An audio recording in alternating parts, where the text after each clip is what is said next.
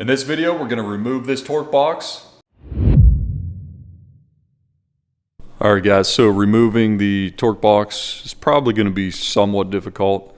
A few reasons. So the first being is that we're not going to be able to get a drill up in here to drill out these spot welds.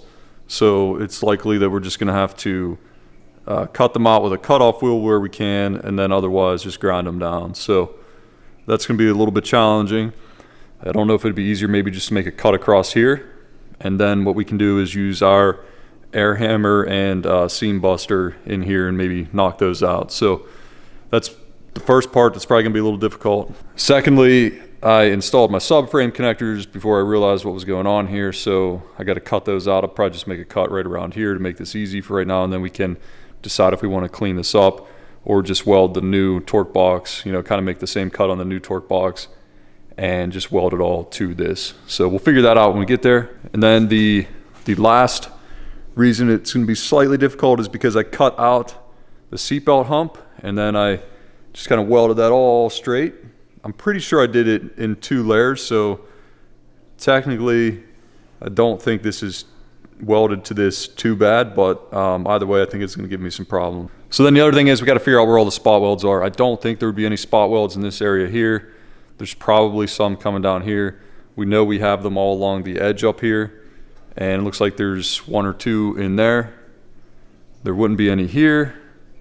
And then the next place is going to be all along this area here. And I think once we get all those out, we should be pretty good. Now the other thing is the new torque box does not come with the emergency brake cable bracket, so we're going to need to use that. Should be good anyway. We can take that off, clean it up, and get all the sides painted. And then the other thing is we're going to take this block off and move it to the new piece whenever we get it. So we don't want to damage that in any way. Let's go ahead and start taking this apart. I'm going to go ahead and start down here first and see if we can make some decent progress. And then we'll just work our way around, just keep going. I think I am going to make my life easier and just take the cutoff wheel the whole way across here and free that up. So we'll get to there at some point. But for now, do this. And the other thing I'm going to do is just take some measurements from this frame rail over to here, just to make sure everything's you know, somewhat close whenever we go and put it all back in. So, and then maybe I'll run some tape or something here too as well. So anyway, I want to make sure it goes back in, at least into a similar place. Want to make sure the frame rail fits, so that's why I made my frame rail first. So once we get this piece out and the new piece in, we can go ahead and test fit the frame rail, make sure it still fits the same way, and then we know we'll be pretty close. So, and then these here should fit okay, but you want to make sure that you get a pretty close fit in here, because this is where your leaf spring is going to be. You don't want your leaf springs to not fit once you put them back in. All right guys, so I picked these seam busters up. I've never used a tool like this, and I struggle a lot with the air chisel. Just doesn't do as good of job as removing the spot welds as I'm hoping these do. So I bought both of them to see which one works best, just because where I'm using them, I'm going to be using them on the torque boxes to try them out for the first time. And I think because the car's on its side, that this one here might be good for the seam where it goes to the rocker panel, but definitely use this if we can.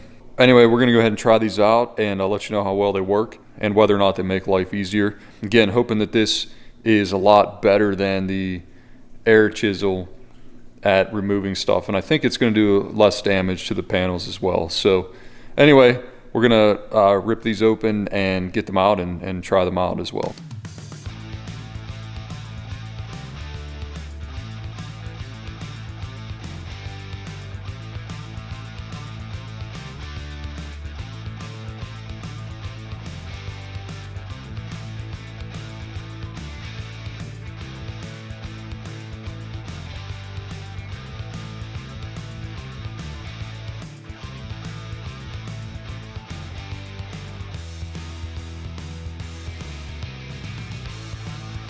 All right guys, so it's just gonna be almost impossible with the tools I have to get all these spot welds out and everything. So basically 2 issues. One is, you know, we can't get the drill in here.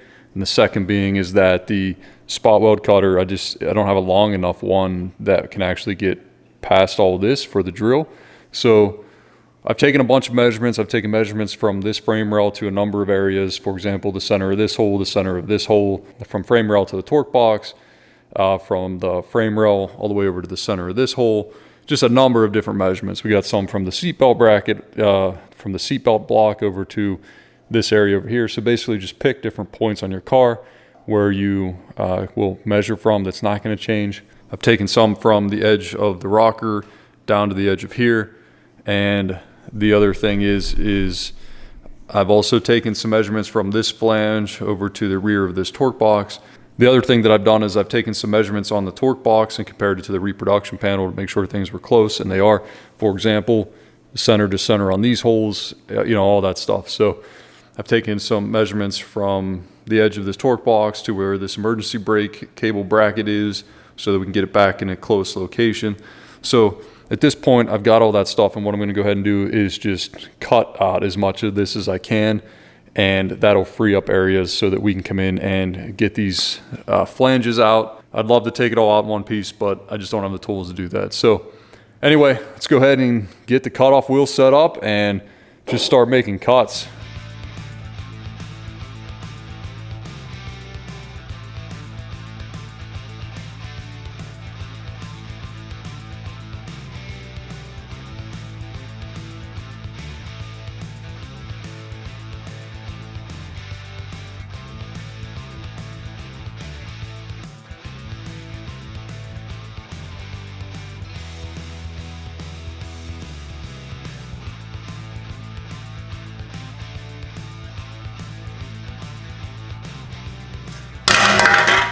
All right, guys, quick update. So first off, you can see that the Eastwood internal frame coating works pretty well. I mean, it pretty much covered everything.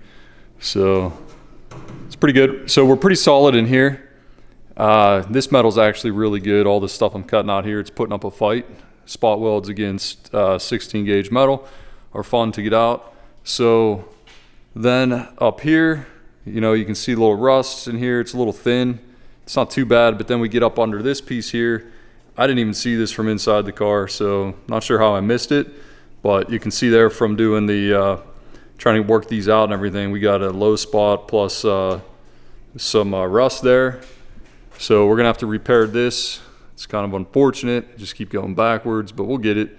So working on getting all this out up in here, just cutting out sections like this, and this is spot welded. So what I'm gonna go ahead and do now is grind this down, see if I can find those spot welds to get that piece out. For other areas, you can see here, I'm just taking the cutoff wheel and cutting, different directions to basically get rid of most of the metal around the spot welds, and then I'm using the seam buster to kind of lift up on it there and take it out. So it's working pretty well. I'm trying not to pull on the floor pan too much. So we're gonna keep going.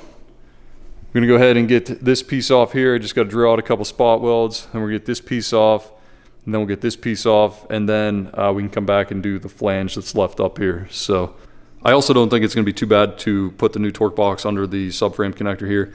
I think we'll just grind out the old welds, and then the other piece should just fall right out. So we'll go ahead and do that when we get all this other stuff out. So I'll check back once I got all this cut out.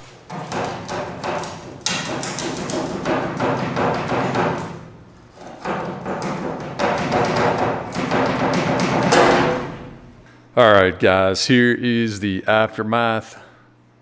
This was probably one of the hardest pieces that I've removed on my car so far, mostly because of how tight things were, and then I gave myself a ton of extra work over here because when I cut out the seatbelt hump over here, I welded across here. So instead of having spot welds, I had a solid weld the whole way across. With that said, I got some cleanup work to do. Little things, some mistakes too. So right here, I went the whole way through with the spot weld cutter. So I got to plug that back up. Over here, I went a little too hard with the air chisel, went right through. So I got to clean that up. And then right here, I didn't even know this was here, but that's rusted pretty bad. It's rusted right through. So we're gonna have some patchwork in here. And then anywhere where I tore up a spot weld. So lesson learned on a lot of this stuff. I'm going to try to do a little better job on the other side to try to avoid so much extra work. It would have been a lot easier if we would have replaced this first and then maybe did the seatbelt hump or did them both together. That probably would have been easier. Just do them together. So if you're ever going to cut out your seatbelt humps, make sure you check and see how your torque boxes are. But overall, you know, most of the metal was pretty good, although, you know, there was some rust up here on the flange. There's some rust here that's pretty serious looking. And then of course the worst is right here. So I'm glad I took it off, and we're gonna replace it, but it's definitely a big job. So just be prepared. So now I'm gonna go ahead and just clean up all these holes that I have here, get everything taken care of. So I'm gonna go ahead and do all that, get all that straightened out, and then, you know, maybe I'll bring you back whenever we get to this part where we're gonna make a patch panel. The other thing I'm gonna do is make note of all of the areas where there were spot welds, because I'm gonna try to replicate those.